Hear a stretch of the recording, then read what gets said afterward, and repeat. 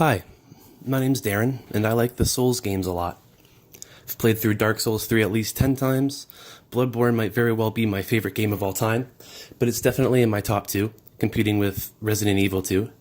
So it might not come as a surprise that I know quite a bit about the Souls series and what makes them tick.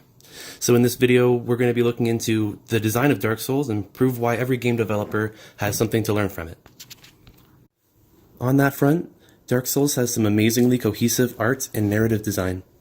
The level of detail is actually quite astonishing. To give you an idea of just how far this goes, the game's designers straight up built an entire polygonal city to scale, with bridges, doors, gates, and the works that the player can never actually go to and can barely even see, just to be used for background visuals.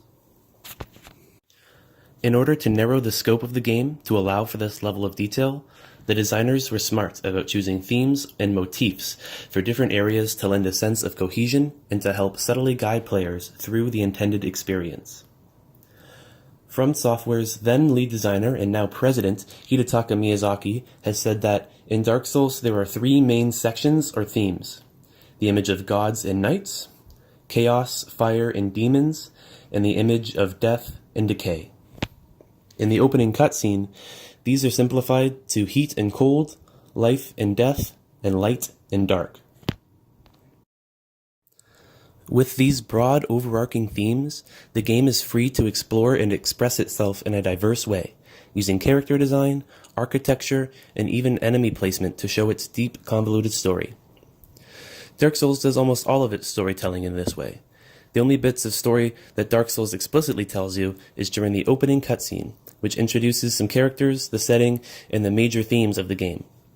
Despite, or perhaps because of the ambiguous story, many players spend years speculating and consulting with one another to try to piece together the canon story.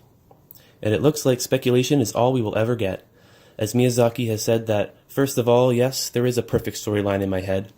However, I have no intention at all of enforcing that storyline to the players out there. Therefore, the story's ambiguity is deeply by design, and it allows players to make connections for themselves and place themselves within the world. Players interpret the world of Dark Souls through the experiences they have within it, drawing parallels to how we interact with the real world.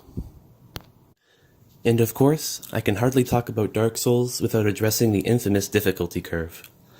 Dark Souls has a bit of a reputation of being a brutally difficult game, and it most certainly is. It's obtuse, uncompromising, and deliberate. However, it is far from unfair.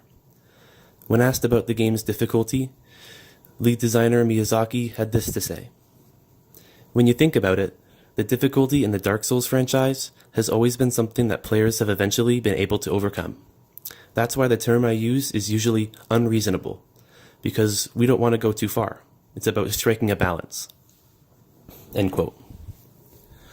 One thing that makes the game slightly easier is that the movements and attacks of enemies are limited to a few prepared animations, and so while they are challenging to overcome, you at least know that they won't throw anything unexpected at you, and thus you can plan accordingly.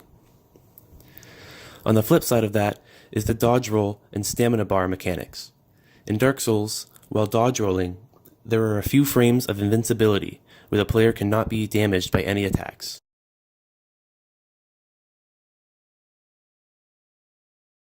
That allows the player to avoid oncoming attacks and to get to a better position. The catch is, you can only dodge roll and therefore get iframes when you have stamina, which depletes with every significant action. For example, running, dodging, attacking, jumping, etc. And regenerates quickly over time. The effects of this system on gameplay are massive. I would actually say that it is likely the biggest contributing factor to the game's difficulty.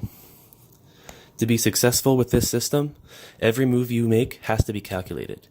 You must know when exactly to roll, run, heal, attack, stand still, and everything beyond and in between.